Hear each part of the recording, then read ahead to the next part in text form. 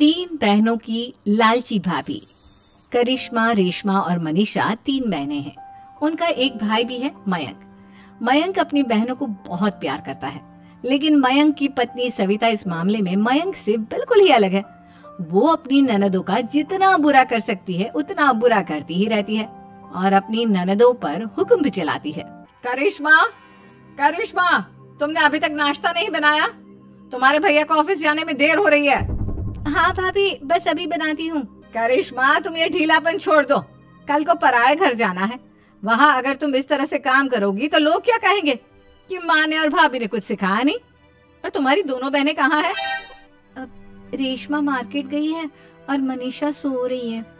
क्या? सुबह के 8 बज रहे हैं और ये महारानी अभी भी सो रही है? ये कहते हुए सविता अपनी सास दुर्गा देवी के पास जाती है। माँ जी, देख रही हो अपनी बेटियों के तौर तरीके? क्या हुआ बहू, सुबह सुबह क्या कर दिया मेरी बेटियों ने? अरे, एक तो अभी अभी उठकर किचन में गई है, दूसरी सुबह सुबह बाहर चली गई और तीसरी अभी तक सो रही है। क्या करूं मैं इन तीनों का? मैं तो परेशान हो गई हूँ। जा जाकर उठा उसे और रेशमा से मैं बात करती हूँ। सविता सीधा मनीषा के कमरे में जाती है और उससे कहती है, महारानी जल्दी उठो, सूरज सर पर आ गया है। भाभी, थोड़ी देर और सोने दो ना, मैं रात को लेट सोई थी। वो क्या ना, यूनिट टेस्ट चल रहे हैं। शराफत से उठती है या नहीं, या फिर पानी की भरी बाल्टी डालूं तेरे ऊपर? नहीं भाभी, मुझे बिस्तर में नहीं नहाना, उठती हूँ मैं। मनीषा जल्दी से उठकर बाथरूम में चली जाती है। सभी आराम से बैठकर नाश्ता कर रहे होते कि तभी रेशमा बाजार से हाथ में सामान लिए आ जाती है। रेशमा को देखते ही सविता उस पर बरस पड़ती है। लो, आ गई महारानी। ऐसा भी क्या सामान लाना था जो सुबह आंख मलते ही बाजार की तरफ रवाना हो गई? भाभी, कल आप ही तो चीख रही थी कि घर का सारा सामान मुझे ही लाना पड़ता है, घर में किसी को भी किसी काम से कोई लेना देना नहीं है। अब मैं बाजार जाकर सामान ले आई तो आपको इस बात से भी तकलीफ हो रही है? देख रही हो माँ जी, अपनी बेटी की जुबान कैंची से भी तेज चलती है। और मयंक, आप तो कुछ कहेंगे नहीं अपनी लाडली बहन को। रेशमा, अपनी भाभी से ऐसे बात नहीं करते। चलो माफी मांगो। भैया, मैं क्यों माफी मांगू? आप भाभी से बोलिए ना कि हम पर कम हुक्म चलाया करे। हम इस घर की बेटियां हैं और आपकी पत्नी की ननद है, नौकरानी नहीं। लो, कर लो बात। इनकी भलाई के लिए कुछ भी बोलो तो इन्हें बुरा लग जाता है। इस घर में यही इज्जत है मेरी। देख लो माँ जी, आपकी बेटी किस लहजे में मुझसे बात कर रही है।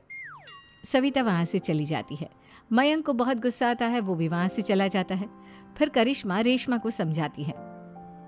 रेशमा, तुम्हें भाभी से माफी मांग लेनी चाहिए थी ना।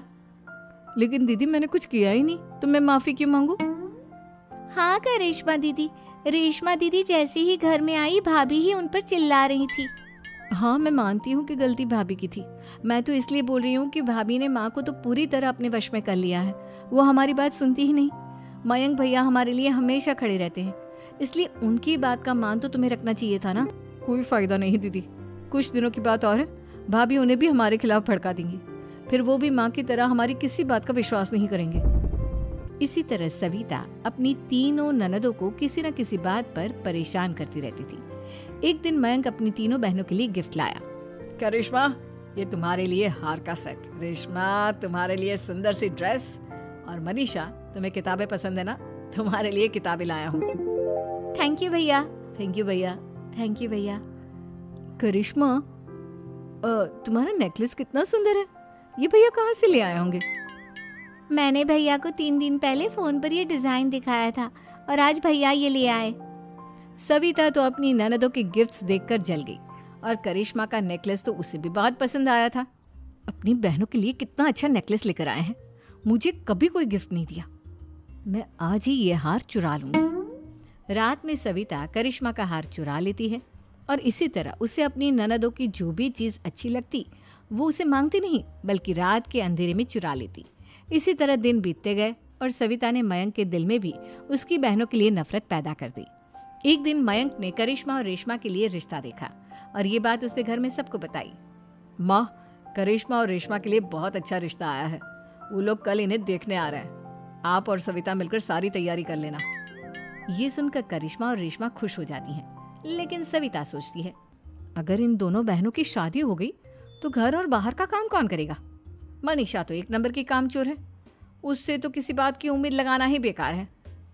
मुझे इस शादी को रोकना होगा। अगले दिन सभी लड़के वालों के स्वागत की तैयारी करने में लगे होते हैं। तभी मयंक अपनी बहनों से आकर कहता है, तैयार हो गई तुम दोनों? देखो दोनों लड़के बहुत अच्छे हैं, मैं कोई कसर नहीं छोड़ना चाहता, इसलिए तुम उनके सामने अच्छे से बिहेव करना और अपनी भाभी से लड़ने मत लग जाना। करिश्मा, तुम वो नेकलेस पहन लो ना जो मैं तुम्हारे लिए लाया था।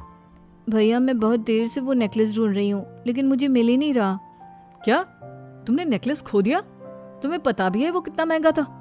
तुम कोई काम ढंग से नहीं कर सकती। मयंक गुस्से में वहां से चला जाता है। थोड़ी देर बाद लड़के वाले भी आ जाते हैं। वो दोनों बहनों को पसंद कर लेते हैं और रिश्ता पक्का हो जाता है। लेकिन सविता के दिमाग में तो कुछ और ही खिचड़ी पक रही थी। वो पंडित जी के पास करिश्मा की कुंडली लेकर जाती है और उन्हें पैसे देकर करिश्मा की कुंडली बदलवा देती है। जब लड़के वालों के पास करिश्मा की कुंडली जाती है तो वो दुर्गा को फोन करते हैं। बहन जी, हमने करिश्मा की कुंडली अपने पंडित जी को दिखाई थी। आपकी बेटी की कुंडली नहीं बल्कि दोषों का पिटारा है। देखिए, मैं और मेरे पति इन सब बातों में बहुत विश्वास करते हैं, इसलिए हम आपकी बेटी से अपने बेटे की शादी नहीं करा सकते। इस तरह करिश्मा का रिश्ता टूट जाता है और सभी घर वालों को बहुत दुख होता है। अब कविता सोचती है, चलो करिश्मा का तो रिश्ता टूट गया, अब रेशमा का भी रिश्ता तोड़ना है। क्या करूं? अब सविता आवाज बदलकर किसी अननोन नंबर से रेशमा के होने वाले ससुराल में फोन करती है। हेलो, मैं कौन हूँ कौन नहीं ये आपके लिए जानना ज़रूरी नहीं, बस इतना सुन लो कि रेशमा का 2 साल से किसी के साथ अफेयर चल रहा है। बस रेशमा का रिश्ता तोड़वाने के लिए सविता का इतना कहना काफी था। अब रेशमा का भी रिश्ता टूट गया। मयंक और दुर्गा देवी ने रेशमा को खूब खरी खोटी सुनाई और उससे बार बार उस लड़के के बारे में पूछने लगे। आप दोनों मुझे क्यों परेशान कर रहे हो? अरे कोई लड़का होगा मेरी लाइफ में तो मैं बताऊंगी ना, जब कोई है ही नहीं तो कहाँ से लाऊं मैं कोई लड़का? तो तेरे होने वाले ससुराल वालों को फोन किसने किया था?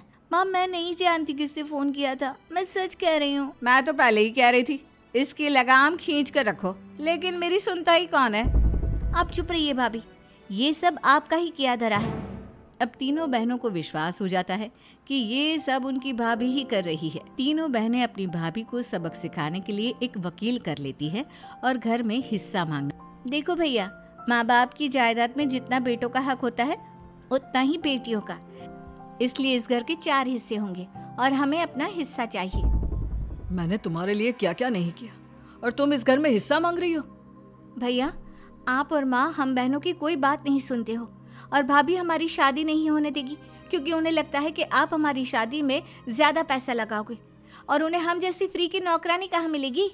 तो हम भाभी के साथ तो रह नहीं सकते, हम बहनों को अपना हिस्सा चाहिए। अरे तुम्हें शर्म आनी चाहिए अपनी भाभी पर ऐसा इल्जाम लगाते हुए।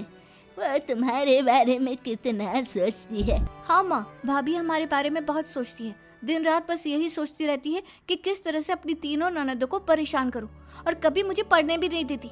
दोनों बहनों का रिश्ता भी तो इन्होंने ही तोड़वाया है और रात में हमारे कमरे में आकर हमारी चीजें भी चुराती हैं। इसी तरह सविता की तीनों ननदें अपनी बात पर अड़ी रही। अब कोर्ट में तारीख भी शुरू हो गई।